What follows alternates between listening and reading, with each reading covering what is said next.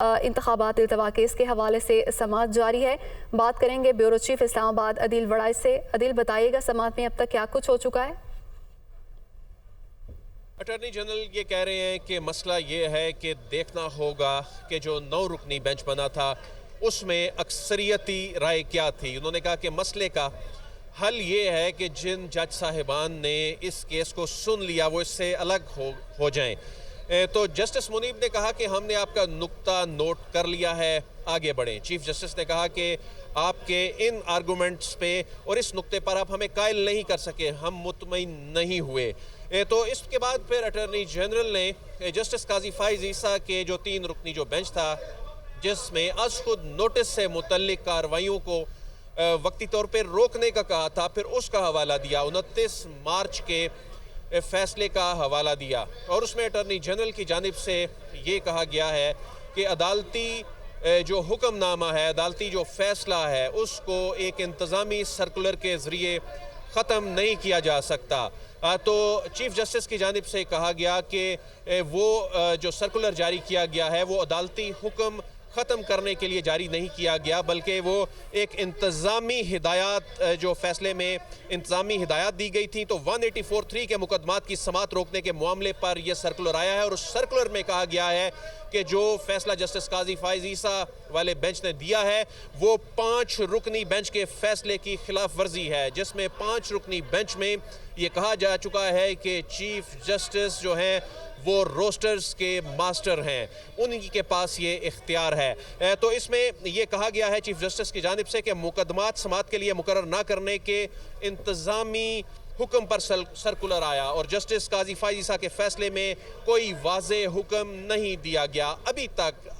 آج کے دن میں جب یہ سماعت شروع ہوئی تو اس میں صرف ایک مرتبہ انتخابات کا ذکر آیا، جب یہ کہا گیا کہ 8 اکتوبر کی جو تاریخ ہے یہ کیسے دی گئی. عدالت کے پاس یہ اختیار تھا. الیکشن کمیشن آف پاکستان نے جب پہلے عدالتی فیصلے پر عمل درآمد کر دیا اس کے بعد الیکشن کمیشن آف پاکستان کو یہ اختیار نہیں تھا کہ یہ انتخابات کو مؤخر کرے. تو اس حوالے سے جو زیادہ آج جو مکالمہ ہوا ہے جو کہ انیشیلی فاروق ایچ نائک کے ساتھ ہوا ہے اور اس کے بعد اٹارنی جنرل کے ساتھ ہوا ہے، اس میں اس کیس کی مینٹینیبلٹی اور جو کانسٹیٹیوشن آف بینچ ہے اور ججز کی جو انکلوژن ہے اس بینچ میں اس سے متعلق آرگومنٹس جاری ہیں اور آلموسٹ اب یہ معاملہ نمٹنے کے قریب ہے، جس میں جج صاحبان یہ کہہ رہے ہیں کہ آپ کی یہ منطق ہمیں سمجھ نہیں آئی، اس معاملے پر آگے بڑھیں. اور اب انتظار کیا جا رہا ہے کہ کب اس کیس میں سیکریٹری خزانہ، سیکریٹری دفاع کو روسٹرم پہ بلا کے ان سے ان تمام معاملات پر پوچھا جائے کہ اس وقت مالی مشکلات کیا ہیں. اس وقت اگر انتخابات کے لیے خاص طور پہ پنجاب اور خیبر پختونخوا کے انتخابات کے لیے 25 ارب روپیہ کیسے جنریٹ کرنا ہے، اس میں جو سیکریٹری دفاع ہیں ان سے یہ پوچھا جائے گا، جو کہ بنیادی طور پہ ان کو نوٹس جاری کر کے طلب کیا گیا تھا اور گزشتہ سماعت پر اس کی ایک انڈیکیشن دی گئی تھی کہ ان سے یہ پوچھا جائے گا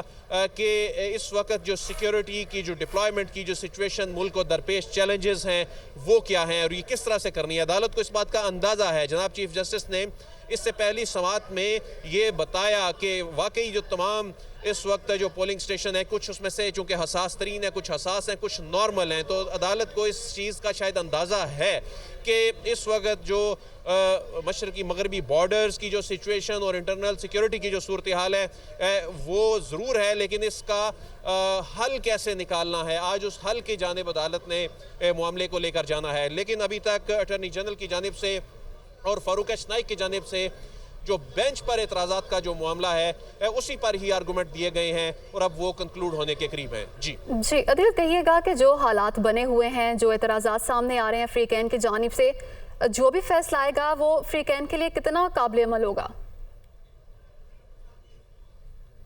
دیکھیں ابھی تک صرف پاکستان تحریک انصاف کی جانب سے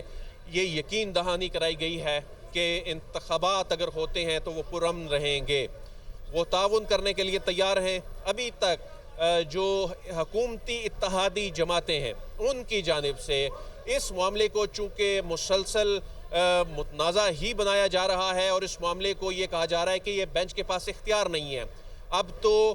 جو پریس کانفرنسز میں بڑے واضح الفاظ میں ججز کا نام لے کے کہا جاتا ہے کہ ان جج صاحبان پر چونکہ اعتماد نہیں ہے تو اس فیصلے کو مانا نہیں جائے گا، بلکہ وہ یکم مارچ کے فیصلے کو ماننے کے لیے تیار نہیں ہے، جبکہ عدالت یہ کہہ رہی ہے یکم مارچ کے فیصلے پر تو عمل درآمد بھی شروع ہو گیا، الیکشن کمیشن نے شیڈول جاری کر دیا، تاریخیں آ گئیں، اس کے بعد اس پر عمل درآمد شروع ہو گیا، لیکن الیکشن کمیشن آف پاکستان نے پھر اپنا ایک آرڈر جاری کیا جو کہ اس کے پاس اختیار نہیں تھا۔ اب ایک نیا معاملہ ہے،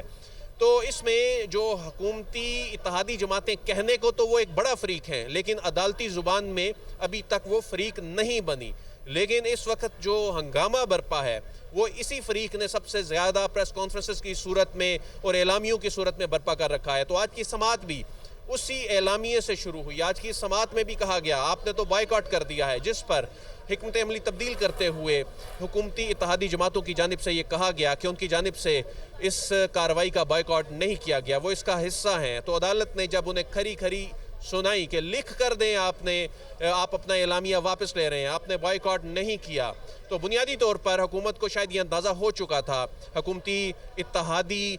جماعتوں کو یہ اندازہ ہو چکا تھا کہ اس معاملے سے بائیکاٹ کرنا ان کے لیے گھاٹے کا سودا ہے، کیونکہ انہیں نظر آ رہا ہے کہ اس وقت عدالت کی کارروائی جس پیس پر چل رہی ہے، اس وقت جس نہج پہ معاملات پہنچ چکے ہیں، جس طرح سے بینچ اس معاملے کو آگے لے کر چل رہا ہے، تو اس میں آرڈر آتا دکھائی دے رہا ہے، اس میں کوئی بڑا فیصلہ اگر آ جاتا ہے تو ان کو اس کارروائی کا جو بائیکاٹ ہے وہ ان کے لیے نقصان دہ ہو سکتا ہے۔ اس کارروائی کو حکومتی جو اتحادی جماعتیں ہیں وہ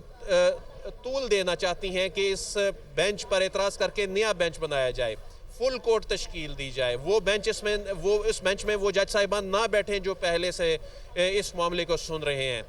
لیکن ابھی تک جو 3 رکنی بینچ ہے اٹارنی جنرل کے اور فاروق ایچ نائک کے، ان دلائل سے مطمئن نظر نہیں آتا، تو تحریری طور پر تو نہ صحیح، لیکن جو ریمارکس بتا رہے ہیں ان کی یہ استدعا آلموسٹ مسترد ہو چکی ہے، کیونکہ بینچ جب یہ کہہ رہا ہے کہ آپ نے جو یہ درخواست دائر کی ہے، آپ کے جو آرگومنٹس ہیں جس میں آپ یہ اسٹیبلش کرنے کی کوشش کر رہے ہیں کہ ان جج صاحبان کو یہ کیوں نہیں سننا چاہیے، آپ اس میں یہ اسٹیبلش کرنے کی کوشش کر رہے ہیں۔ عدیل یہ کہیے گا کہ الیکشن کمیشن کے وکیل کی جانب سے ابھی تک کیا موقف سامنے آیا ہے؟ دیکھیں یہ بھی ایک بڑی دلچسپ صورتحال ہوگی، کیونکہ سجیل سواتی یہاں پر الیکشن کمیشن کو ریپرزینٹ کرتے رہے،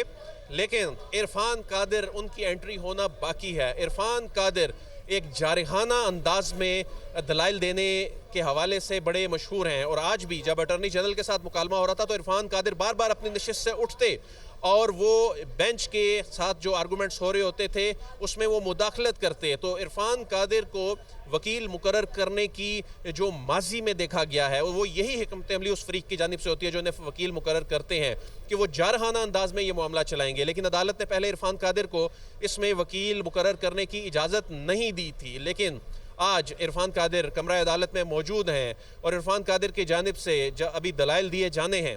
لیکن ان کی جو حکمت عملی یہ معلوم ہوتی ہے، جو ذرائع نے بھی ہمیں یہ بتایا ہے کہ وہ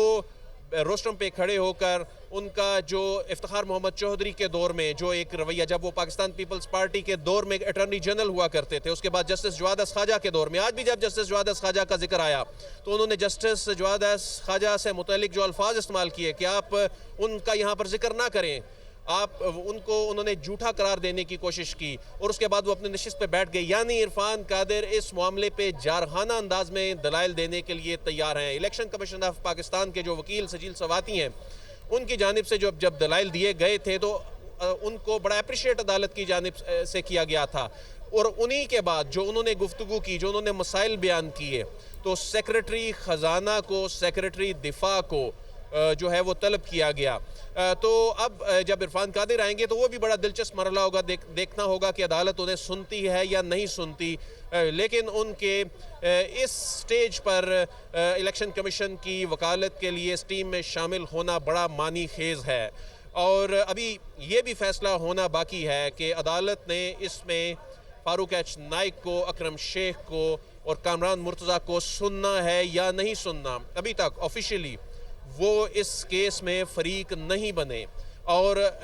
عدالت کے ساتھ جو ان کا آرگومنٹ بھی ہوا وہ عدالت نے صرف ان کو یہ ریئلائز کرانے کے لیے شاید کیا کہ آپ کی طرف سے جو اعلامیے جاری کیے جا رہے ہیں، آپ کی جانب سے جو پریس کانفرنسز کی جا رہی ہیں، اخبارات کی جو سرخیاں لگی ہیں، تو آپ اس کے بعد آپ یہاں کیوں آ گئے ہیں، یہاں آپ اعتراضات کیوں کرنے آ گئے جب آپ کہہ رہے ہیں کہ ہم نے تو عدالتی کارروائی کا بائیکاٹ کر دیا۔ جس پر انہوں نے کہا کہ انہوں نے عدالتی کارروائی کا بائیکاٹ نہیں کیا. تو اس سارے معاملے میں آج کا دن بڑا اس لیے اہمیت کا حامل ہے, اور یہاں کی جو سیکیورٹی عدالت کی جانب سے بڑھائی گئی ہے, کئی لیئرز میں جو سیکیورٹی بڑھائی گئی ہے وہ یہ بتا رہی ہے, کیونکہ عدالت کی جانب سے دیے گئے احکامات پر چونکہ یہ سیکیورٹی بڑھائی گئی ہے, تو اس کا مطلب ہے کہ آج کا دن شاید عدالت یہ سمجھتی ہے کہ فیصلہ کن ہو سکتا ہے, آج کے دن کوئی فیصلہ آ سکتا ہے. اور اگر اس کیس کی گزشتہ روز کی پروسیڈنگز کو ہم دیکھیں, اس کیس کی گزشتہ چند دنوں کی پروسیڈنگز کا جائزہ لیا جائے, تو اب یہ کیس واقعی اپنے کنکلوڈنگ سٹیج پر پہنچتا دکھائی دے رہا ہے, کیونکہ سیکرٹری خزانہ کی جانب سے کوئی بہت زیادہ طویل دلائل جو ہیں وہ زیادہ ان کی توقع نہیں ہے. عدالت کو ابھی تک جو الجھانے کی کوشش کی گئی وہ کانسٹیٹیوشن آف بینچ پہ, اور جو جج صاحبان ہیں ان کے بینچ میں انکلوژن سے متعلق, سماعت سے متعلق, ان کی شریک ہونے سے متعلق جو اعتراضات کیے گئے تھے, اس معاملے پہ چونکہ زیادہ الجھایا گیا. تو اصل میں الیکشن کمیشن تو اپنا اس میں موقف دے چکا, لیکن جب اٹارنی جنرل کی کورٹ میں گیند آئی تو اس کے بعد ان کی جانب سے یہ اعتراضات پر ہی زیادہ بات کی گئی. لیکن اصل فریق فیڈریشن آف پاکستان کے ماتحت یہ دو وزارتیں جنہوں نے انتخابات کے معاملے پہ اگر تعاون کرنا ہے تو انتخابات ہونے ہیں, انہوں نے ابھی آ کر بات کرنی ہے, وہی اصل حل انہی کے ساتھ گفتگو